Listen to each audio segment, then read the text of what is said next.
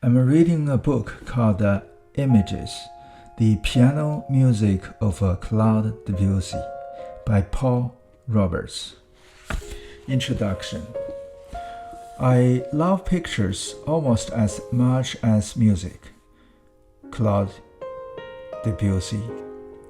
When first struggling with the enigma of Debussy, as a student, I came across a description of the Preludes as Debussy's quest for visions as yet unrecorded in music.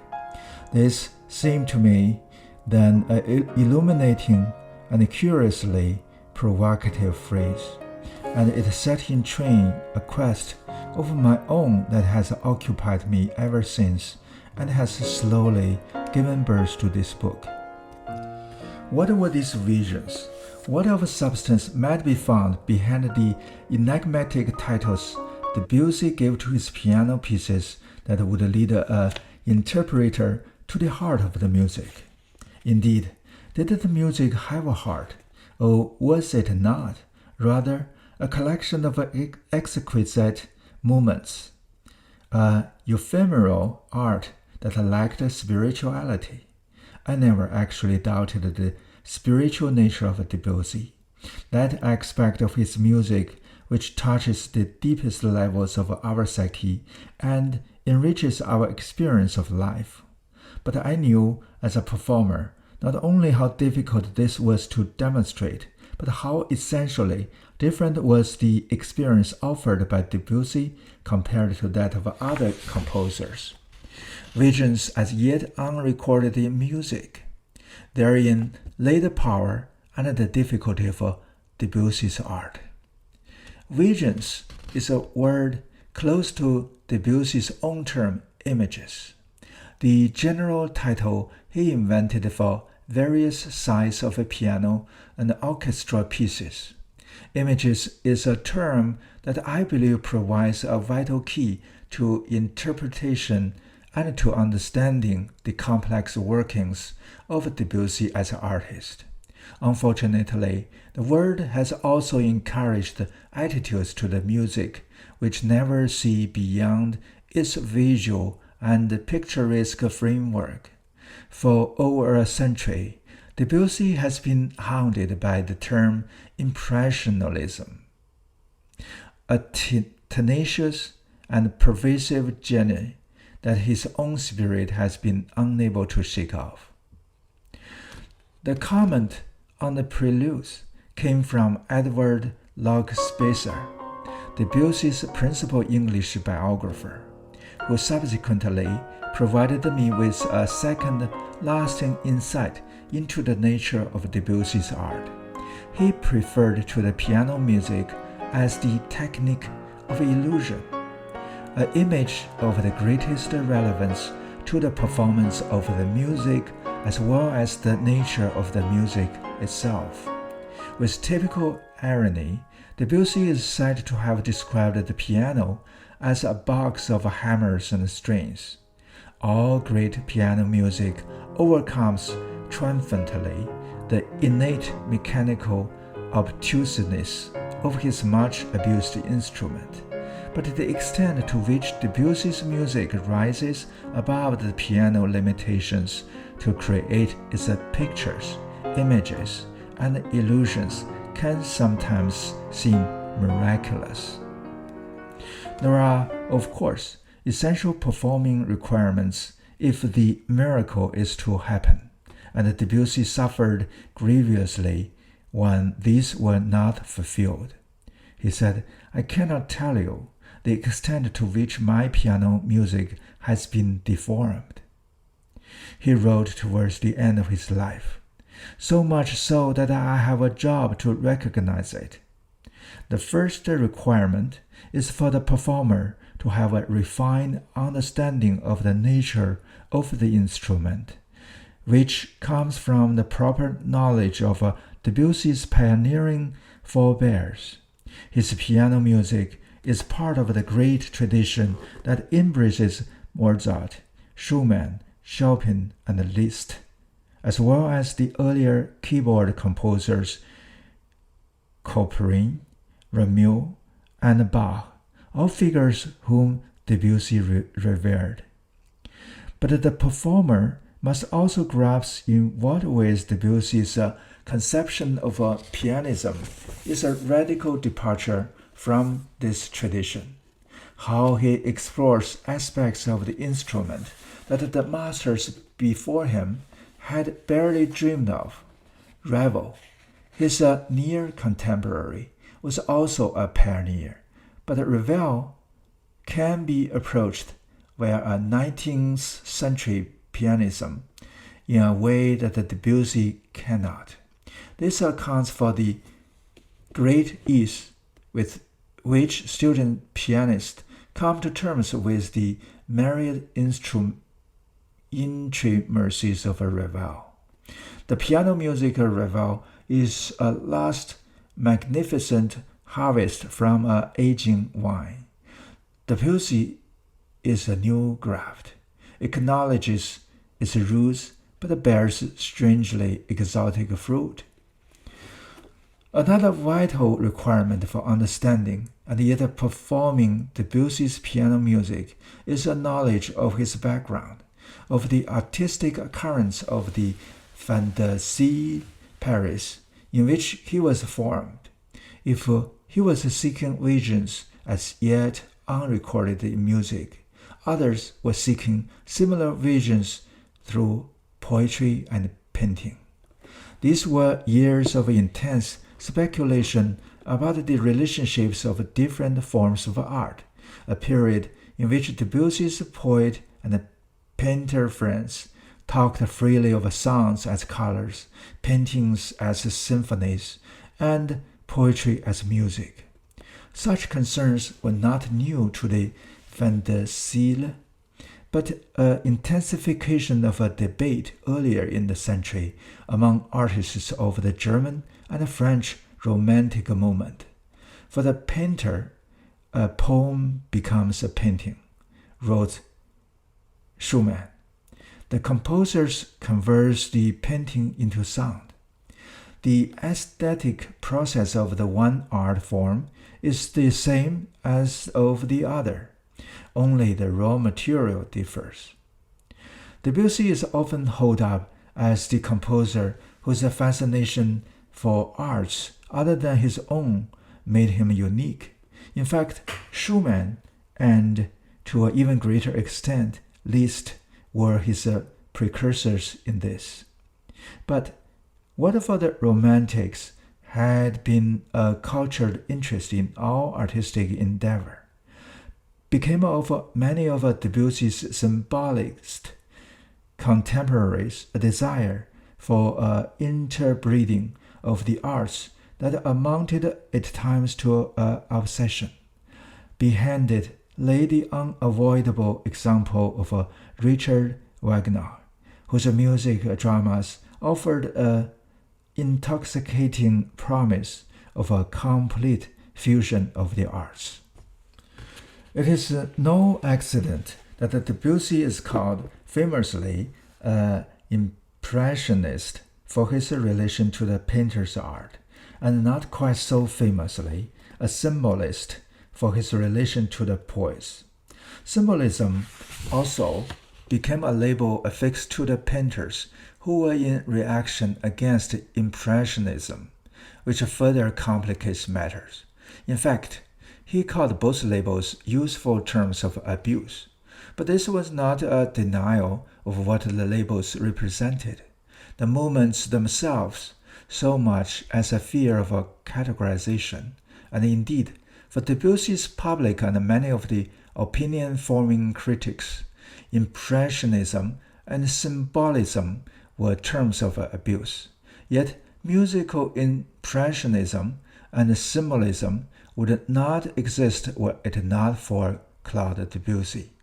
Whatever the merits of the terms, and indeed whatever the terms may mean in relation to music, it is he alone who makes them subjects for debate. Background. A book entitled Images is necessarily going to be concerned in some way with pictures, and where Debussy is concerned with the question of Impressionism. Yet like his composer forebears of the Romantic movement, Debussy had a passion for literature, for such writers as Baudelaire and Edgar Allan Poe, the godheads of symbolism, for the poetry of his nearer contemporaries Mallarmé, Verlaine, and Lafont, and for English literature, including Shakespeare, Dickens, the Romantic poets, and the later 19th century poets such as Algernon, Swinburne, and Dante Gabriel Rossetti. Debussy also had a passion for the fairy stories of Hans Christian Andersen, on the one hand, and the philosophy of Schopenhauer on the other. The largely self-taught Frenchman was exceedingly well read. Nevertheless, the question of Debussy's considerable interest in visual art remains, and especially the matter of his relation to the Impressionists. So Chapter 1 begins with the fundamental question, Impressionist or Symbolist, but does not attempt a confident answer. Rather, it lays out the symbolist background and the interpretation which goes against the popular notion of Debussy as an impressionist, and ponders the fact that the impressionist label has nevertheless stuck to him, resistance to all the scrabbling of reassessment. The question is, of course, simple and logical. Debussy is called an impressionist, so are a group of French painters, QED. It finds corroboration in the paintings by Monet that adorn Debussy CDs and piano music albums. Indeed, two are included in this book. And in the tinkling of the Lumiere that accompanies films and exhibitions devoted to Impressionism, it is difficult to dislodge what modern mass culture endures. There is a relationship between Debussy and the Impressionist painting, but it is far from simple.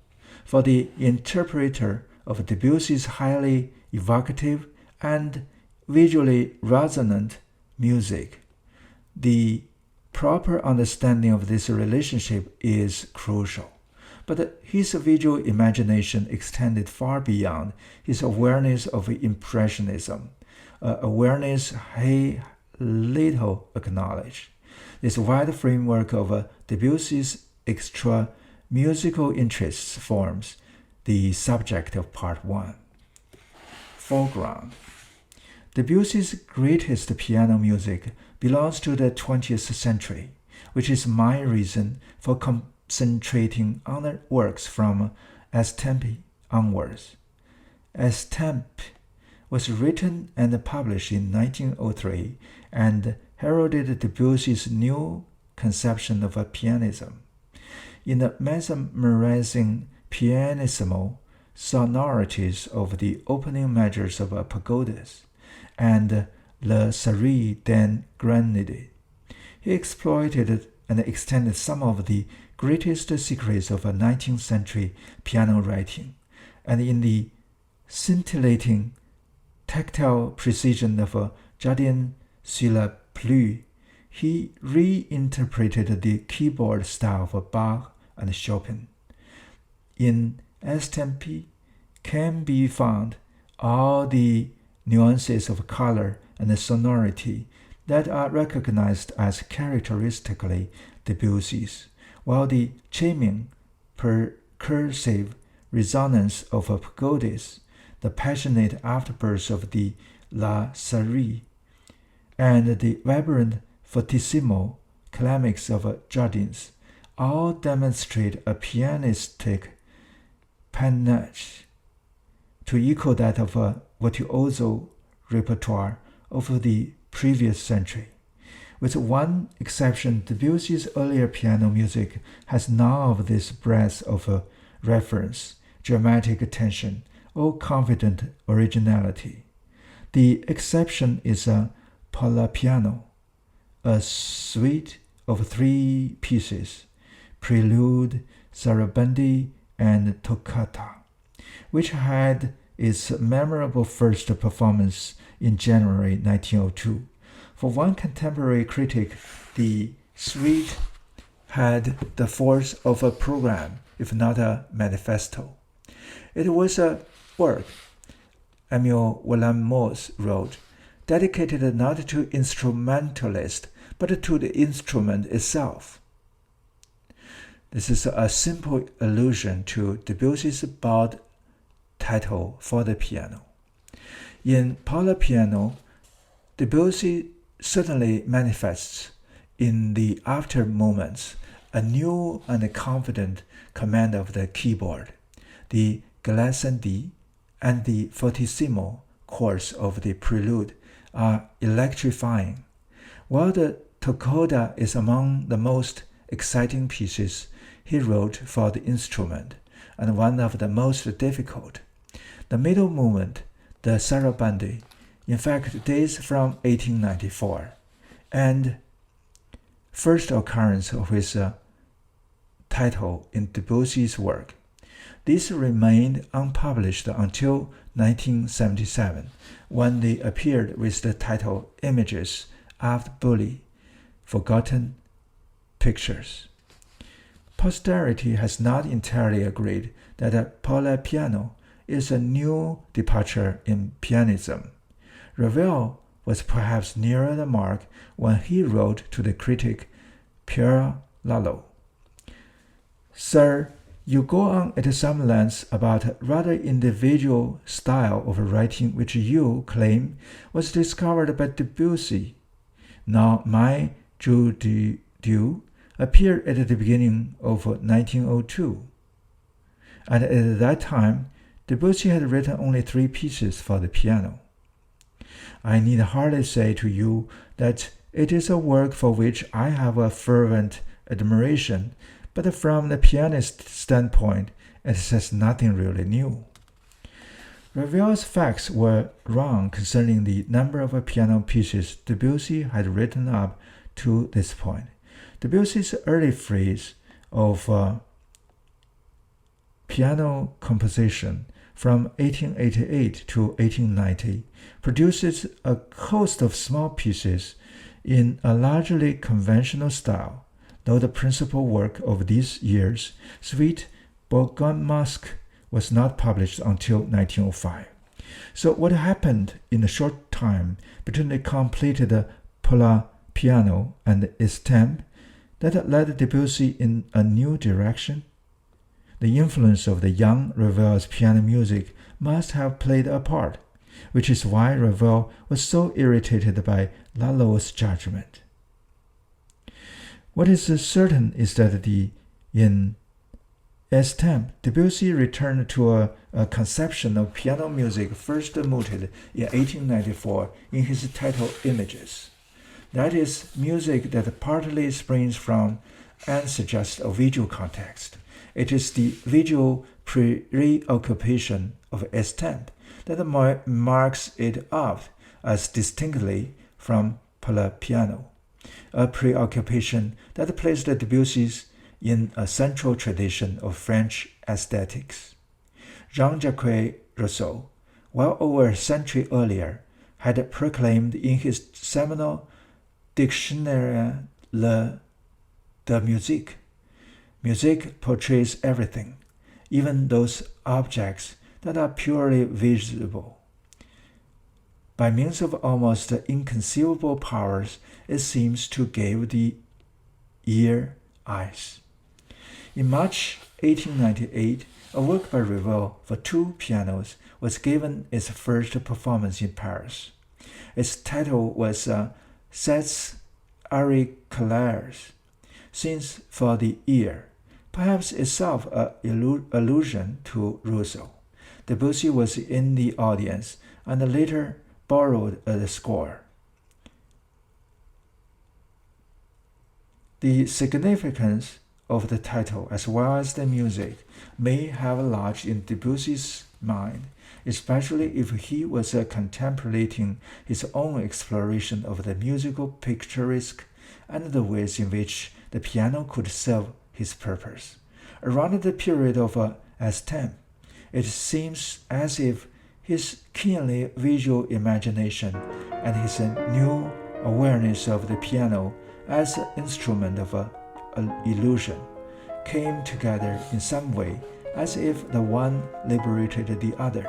This was a far from simple relationship, and one must distort it to Debussy's dismay by the label Impressionism.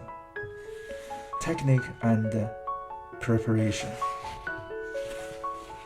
I believe technical exhibition is a perilous in books form and is of real value only in the music room.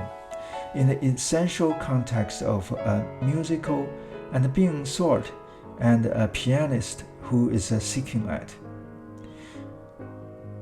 The kind of peril I had in mind is demonstrated in pianist E. Robert Schuman's account of the various ways to strike the key when playing Debussy. This slap is really the production of a tone by the sudden release of weight from contracted muscular units, the impulse given to the key by the relaxed units, with the addition at times of added velocity, sets the strings into vibration. Where I do attempt some technical advice of my own, it has to do with two main questions: touch and pedaling. But this book is about our concern with interpretation, with background preparation in part 1, and with the imaginative preparation of the music itself in part 2. The main technical exposition occurs in the final chapter. Of all the technical problems encountered in Debussy's piano music, the most fundamental related to the production and control of sound. But sound I believe to be intimately related to imagination, in a kind of a Baudelarian correspondence achieved as much by the poetry in one's soul as by the technique in one's fingers. This, I know, is dangerous ground. For, of course, quality of sound is intimately tied to the techniques of its production. But the pianists have first to know what kind of a sound they want. They can best know that through identification with Debussy's own imagination. Fundamentally, technique is no more than the ability to say what one wants to say. The greatest performing artists are often the greatest technicians because their technique has grown to accommodate their art, not the other way around. Sans is a phorism. In art, a difficulty overcome is a thing of a beauty. It's neatly turned, but for the performer, it is true only if art or artistry is present in the first place. Performers need to have their imaginations awakened and stimulated before they can make music from the kaleidoscope of sounds that the fingers can produce on the keyboard. As a ruling maxim, I prefer the exaltation of that great pianist and artist, Edwin Fischer. Do not destroy this world of artistic visions that comes up from your unconscious. Make room for it. Dream dreams, see visions. Artistry cannot, of course, be supplied on demand, but it can be given the condition in which to take root, and the sound technique, as essential as it is not the only condition necessary.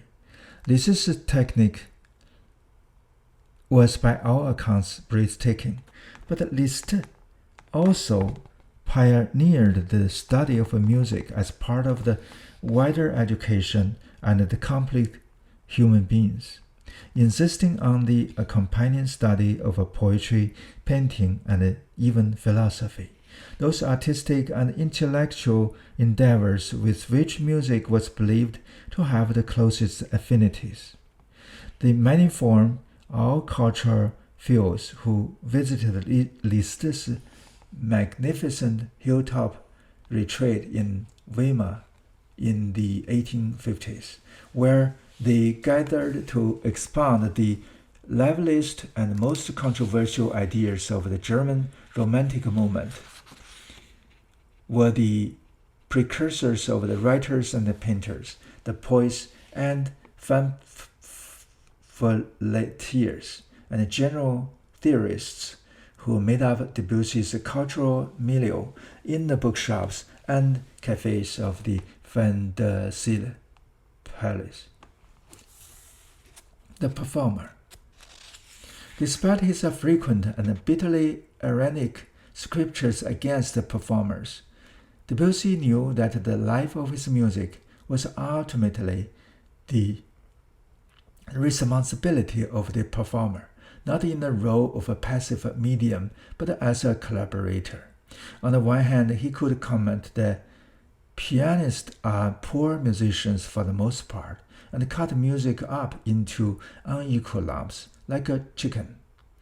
On the other, he could say to the conductor Angie Messenger, after the premieres of Preludes in 1902, "You knew how to bring the music of Preludes to life with a tender delicacy I dare not hope to find elsewhere. Sure as I am that in all music the interior rhythm depends on the interpreter's evocation of it, as a word depends on the lips that pronounce it." Debussy knew that to insist on a prescribed viewpoint and to regard the performing artist as merely a medium was the sure way to deprive music of its essential freedom. Ravel is often abduced by those who believe music can somehow bypass the performer and speak purely with the composer's voice. Indeed, Ravel had a notorious dislike of being interpreted, and was obdurate about the scrupulous observation of his markings.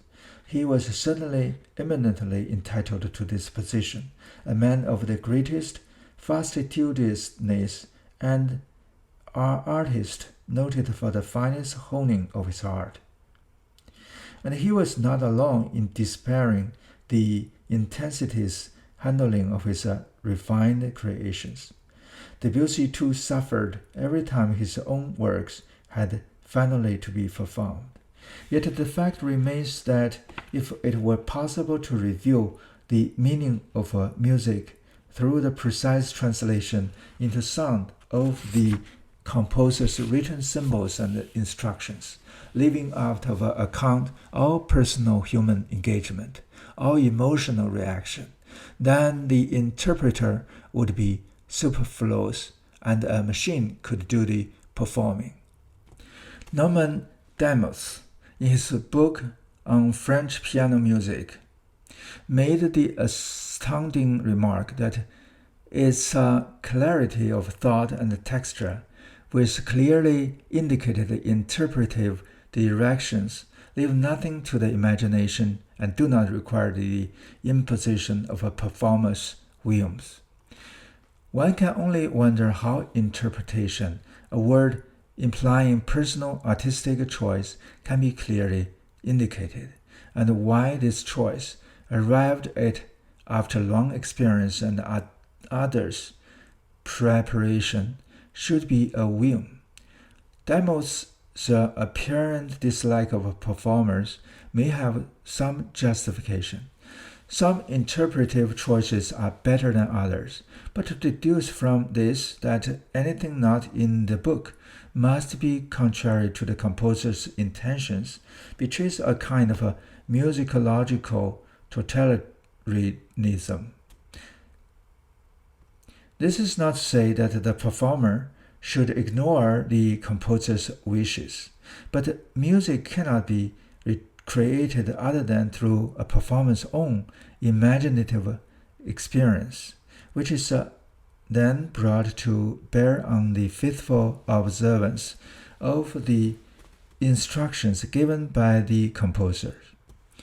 The most exacting and scrupulous of a pianist, Vladimir Ashkenazy, has written about the difficulty some performers have in opening up themselves sufficiently at the act of recreation. They believe that the music speaks for itself and has its own innate powers of expression. I have often found this tendency to offer duty, respect, even intellectual understanding instead of a body and soul and the essence of life itself. The intention of this book is certainly not to dispense with intellectual understanding, but if it suggests the approach to Debussy's piano music by way of the imagination rather than intellect, this is to ensure a grasp of the music's expressive intention, its soul and life. In Ashkenazy's words, to ensure that the music always remains before us not as an abstraction, but as something real, with a vital power of communication. I believe with all my heart, Debussy wrote, that music remains for all time the finest means of expression we have. Surely it is the performer's responsibility to ask expressive of what? The purpose of this book is to suggest some answers.